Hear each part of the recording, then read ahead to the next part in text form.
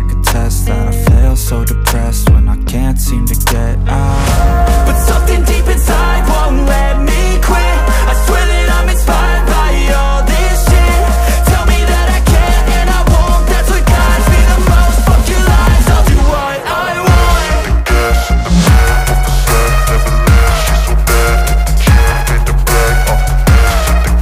Buah timun suri itu tidak kita lakukan pemangkasan, kita sisakan satu daun. Ini buahnya, perbandingannya cukup jauh sekali dengan yang saya lakukan pemotongan di tunas. Nah, ini yang saya potong di tunasnya, itu saya sisakan satu daun. Ini buahnya sangat besar sekali.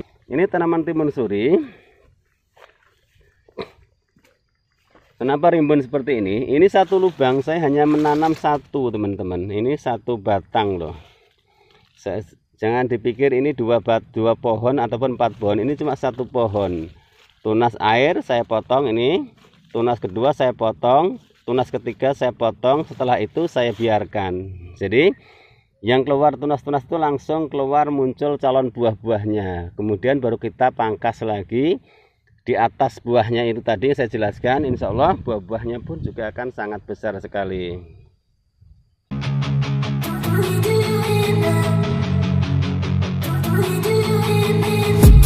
I've been dreaming on in my head like I've seen it. A life worth living is a life with.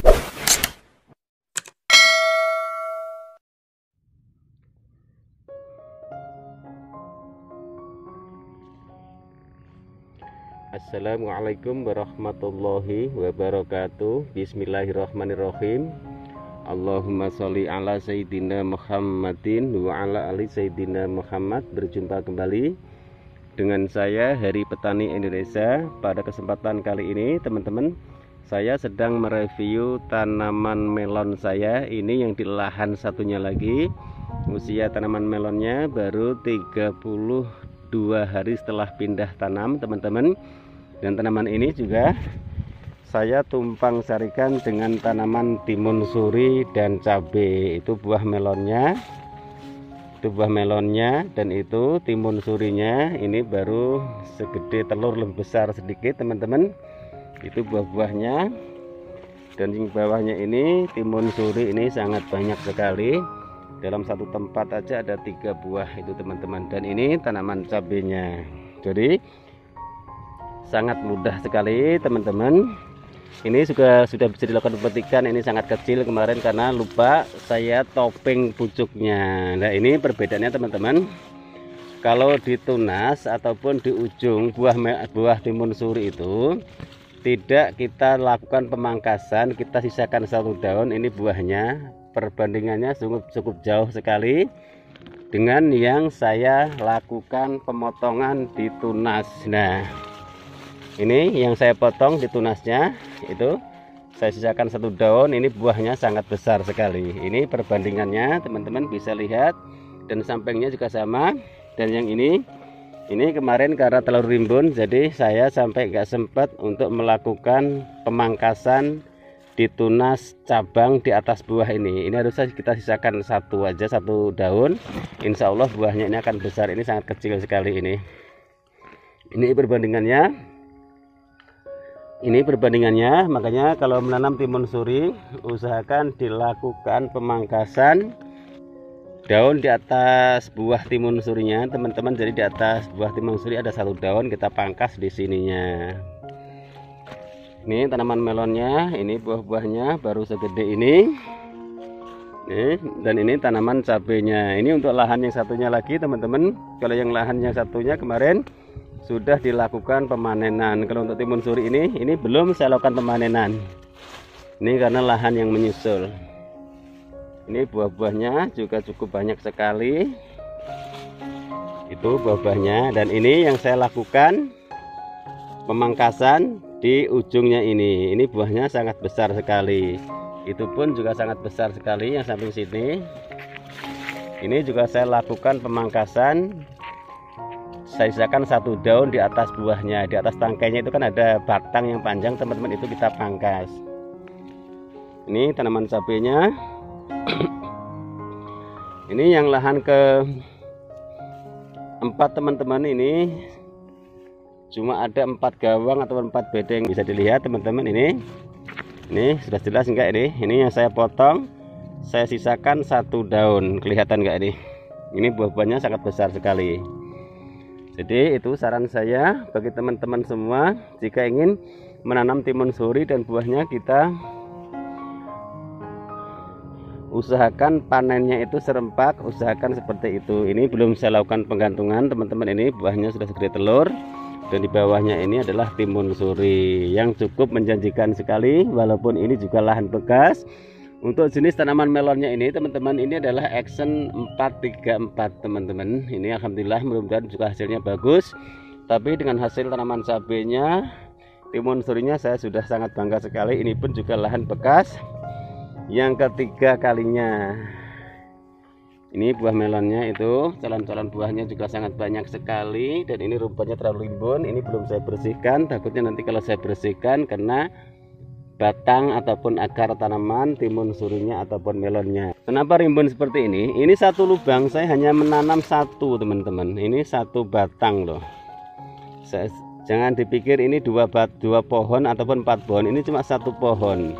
Tunas air saya potong, ini tunas kedua saya potong, tunas ketiga saya potong. Setelah itu saya biarkan. Jadi yang keluar tunas-tunas itu langsung keluar muncul calon buah-buahnya. Kemudian baru kita pangkas lagi di atas buahnya itu tadi saya jelaskan. Insya Allah buah-buahnya pun juga akan sangat besar sekali.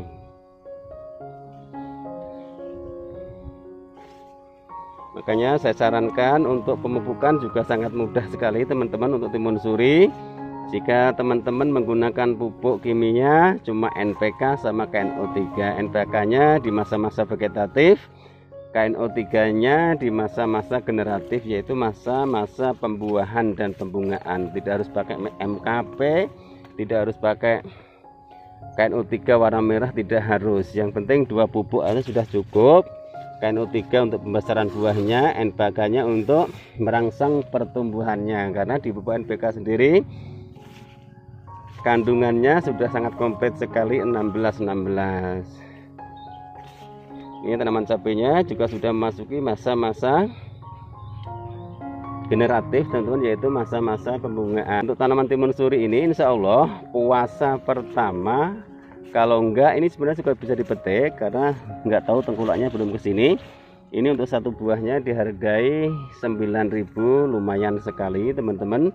Ini ada sekitar 600 buah untuk pemetikan pertama, tapi enggak tahu untuk pemetikan kedua. Itu tanaman melonnya, ini 1 pohon saya buahkan 2, tapi saya topping pucuk. Ini tanaman cabenya, dan ini tanaman timun surinya. Cukup menjanjikan sekali jika teman-teman ingin mencoba dan belajar bagaimana tanaman melon pun bisa ditumpang sarikan dengan tanaman timun suri dan juga tanaman cabai dalam waktu bersamaan.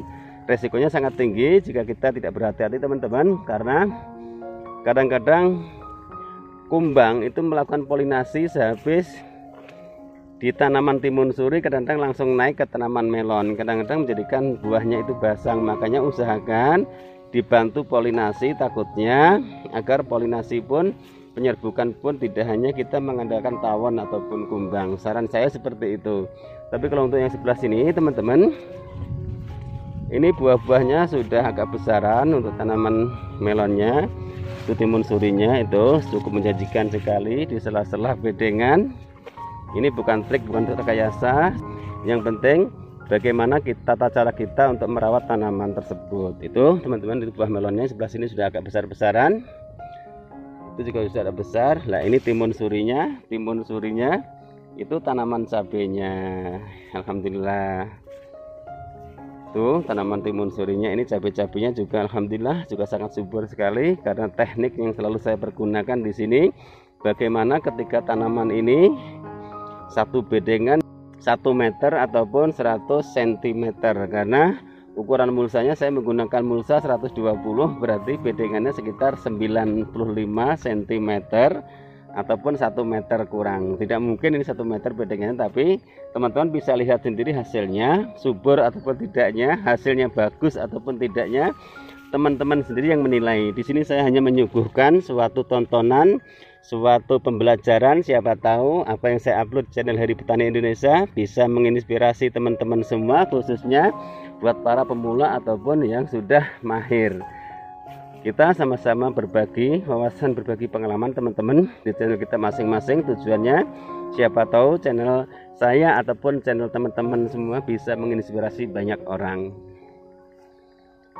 Oke teman-teman, mungkin hanya ini yang bisa saya sampaikan dalam video saya kali ini. Mohon maaf jika ada salah-salah kata yang saya sengaja ataupun tidak saya sengaja. Sekali lagi, niat dari kami di sini Hari Petani Indonesia tidak ada niat untuk menyinggung perasaan teman-teman semua.